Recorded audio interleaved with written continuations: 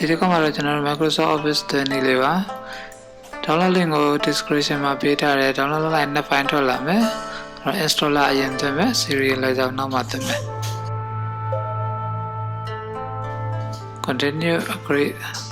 install ပေါ့ computer password ရိုက်မယ်ခဏစောင့်ရတယ်ခင်ဗျအဲ့ဒီစင်မှာတော့လေအဲ့ movie ထဲမှာတော့လည်းကြော်လိုက်တယ်နည်းနည်းလေးတော့စောင့်ရတယ်နော်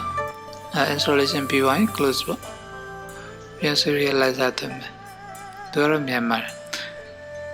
okay နေပြီးပေးလိုက်ပါထုံလောင်းပေးလိုက်ပါရပါတယ်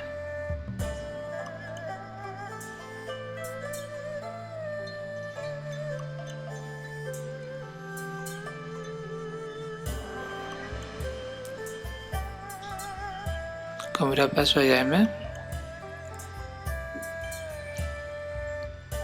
serializer မြန်ပါတယ်ဒီအလေးက okay နှိပ်လိုက်ရင်ပေးသွားတယ်ခင်ဗျအဲ့ဒါတွင်ပြီးတော့ဆိုင်ငယ်အခုပဲပေါ့အပေါ်မှာကျွန်တော် update လုပ်ခိုင်းတာရှိတယ်အဲ့ဒါလေးတော့ update သွားမပေးတော့ upgrade update ပေးလိုက်ကျွန်တော်တို့ crash ပြေသွားမှာကျေးဇူးတင်ပါတယ်အဆင်ပြေကြပါစေ